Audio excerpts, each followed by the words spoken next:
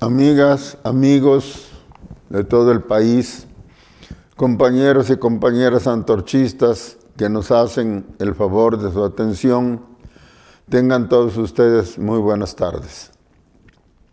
Pocas personas saben qué es y a qué se dedica el Foro Económico Mundial de Davos, Suiza, pero no es este el momento ni el lugar de trazar su historia. Me limitaré a decirles que en él participan algunos de los economistas y políticos más poderosos e influyentes del mundo.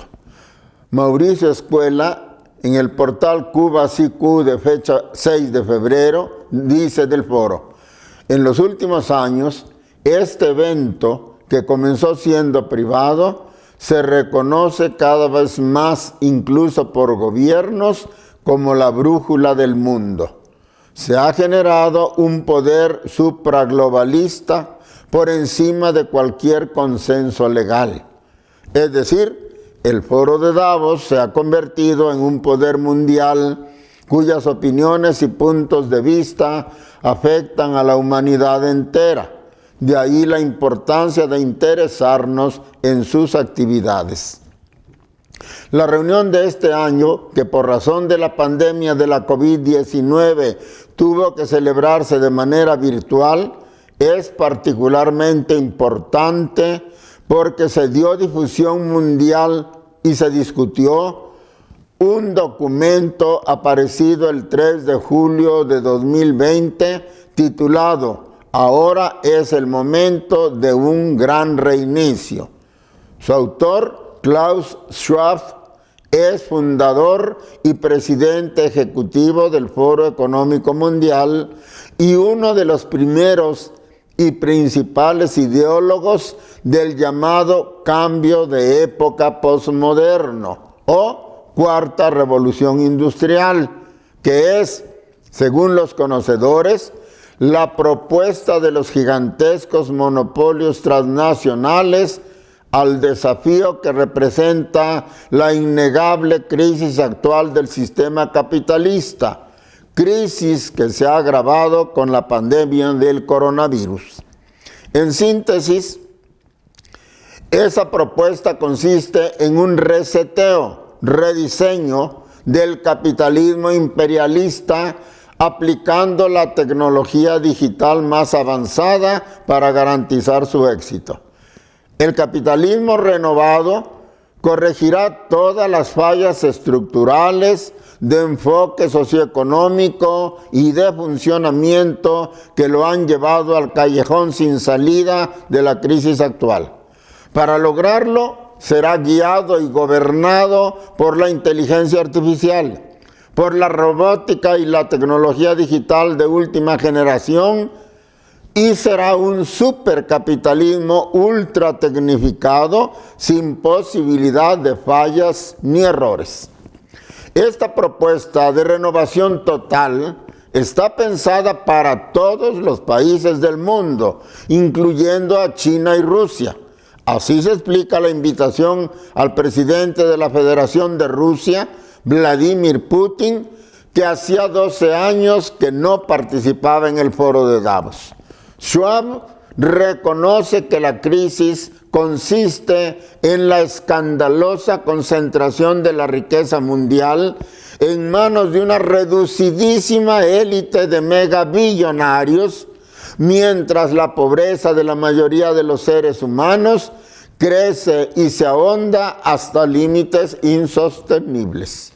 Esto genera polarización y descontento y debilita la estabilidad y la permanencia del modelo capitalista.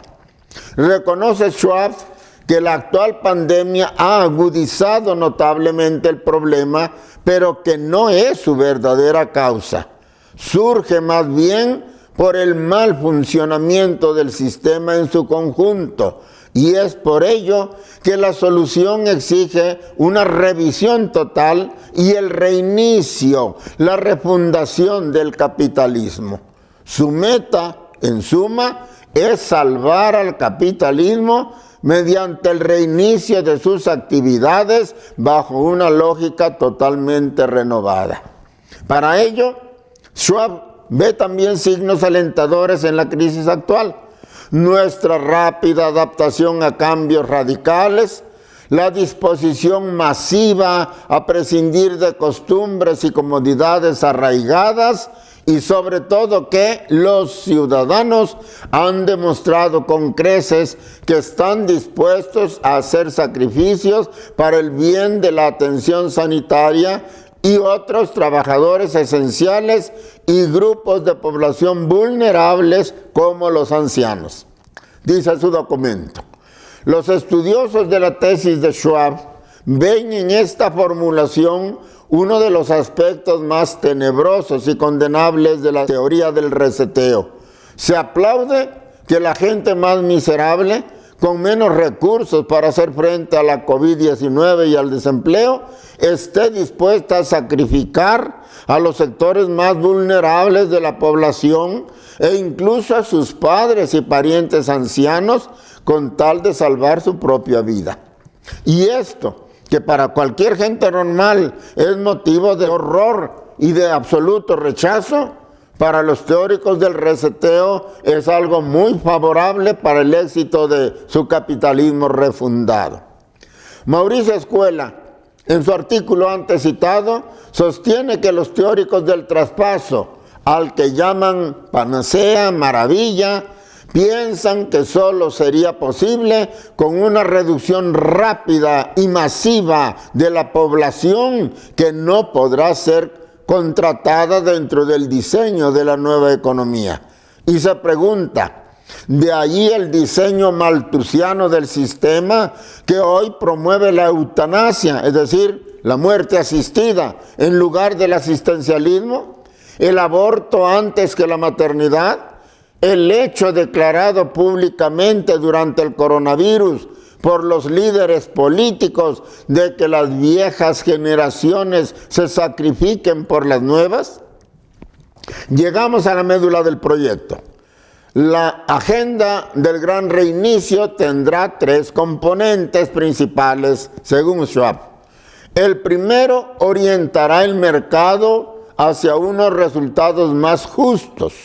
Para ello, los gobiernos deberían mejorar la coordinación, por ejemplo, en materia de políticas tributarias, reglamentarias y fiscales, actualizar los acuerdos comerciales y crear las condiciones de una economía de las partes interesadas.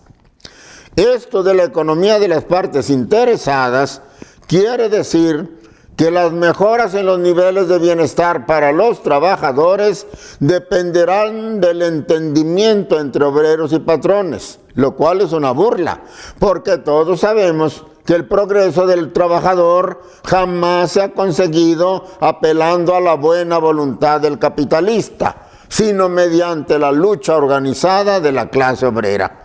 La cuestión entonces es saber si en el mundo feliz de Schwab habrá lugar para esta lucha organizada o no.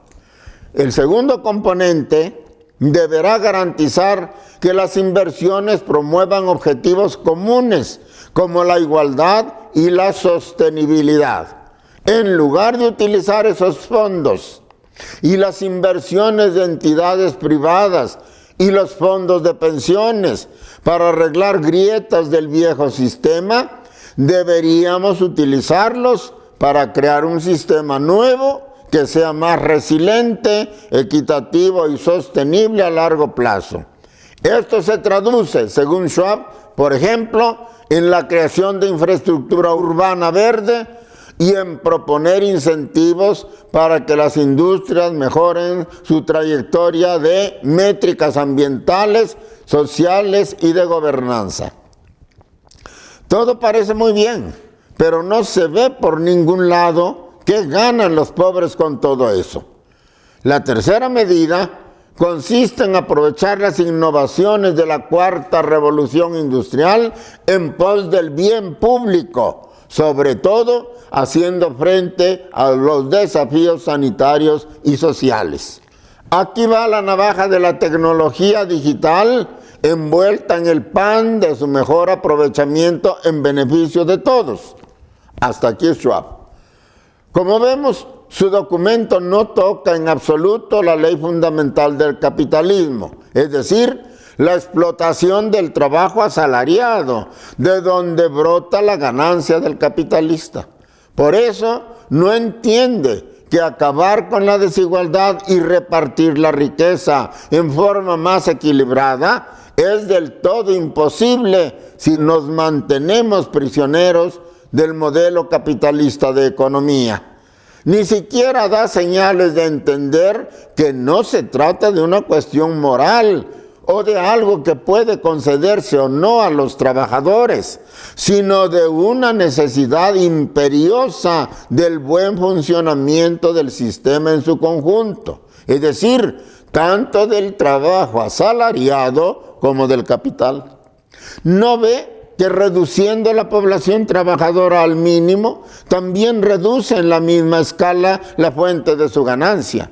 Y peor aún, elimina consumidores de sus mercancías y por tanto la posibilidad de transformar sus ganancias en forma de mercancías en dinero contante y sonante.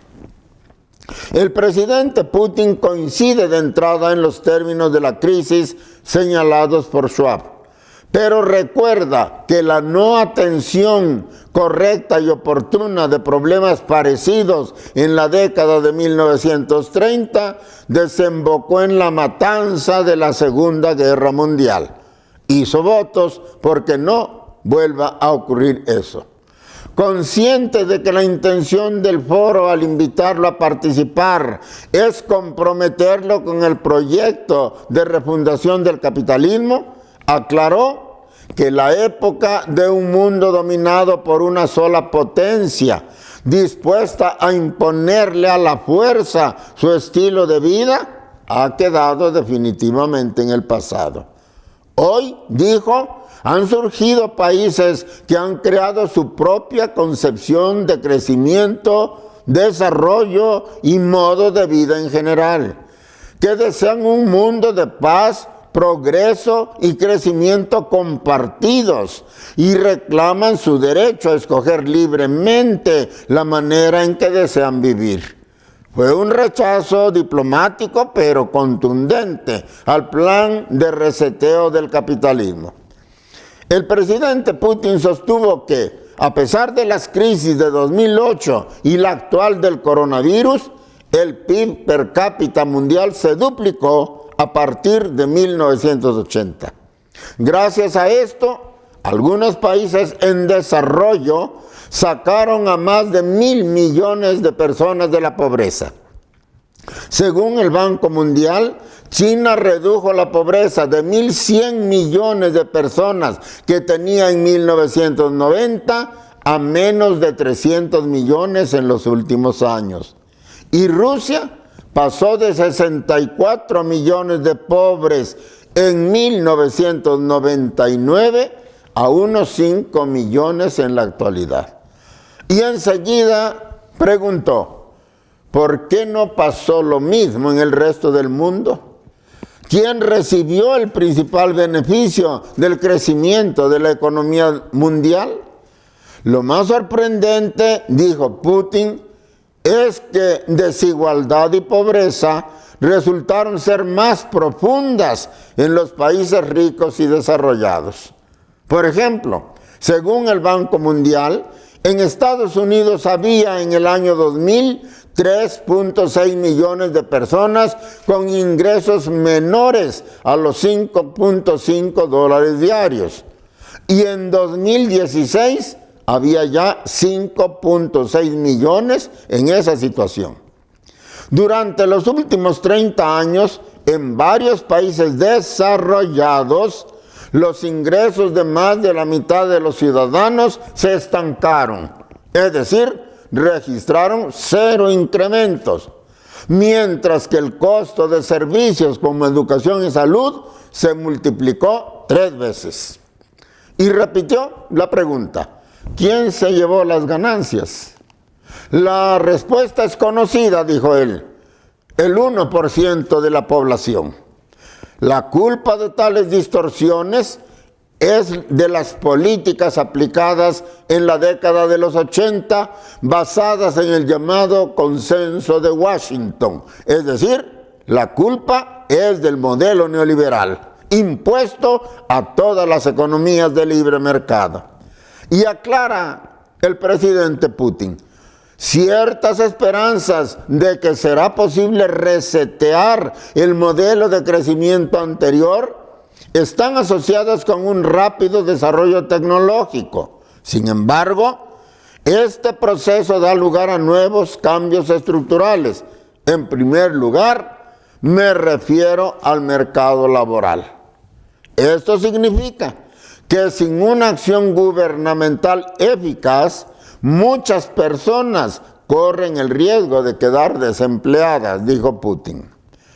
Por todo esto, para el presidente Putin, la salida no es la refundación del capitalismo, sino una economía con oportunidades para todos. Y aquí, dijo, esbozaré 4 prioridades clave. Primero, una persona debe tener un entorno de vida cómodo. Se trata de vivienda e infraestructura accesibles, transporte, energía, servicios públicos y, por supuesto, el bienestar ambiental que nunca debe olvidarse.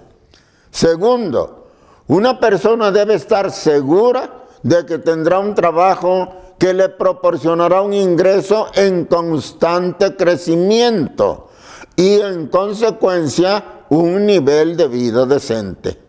Debe tener acceso a mecanismos de aprendizaje efectivos a lo largo de su vida que le permitan desarrollar y construir su carrera y luego de su culminación recibir una pensión digna y un paquete social, es decir, un paquete de ayudas sociales adicionales.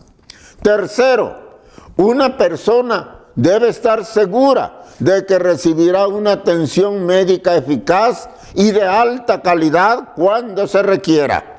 Que el sistema de salud, en cualquier caso, le garantice el acceso al nivel moderno de servicios.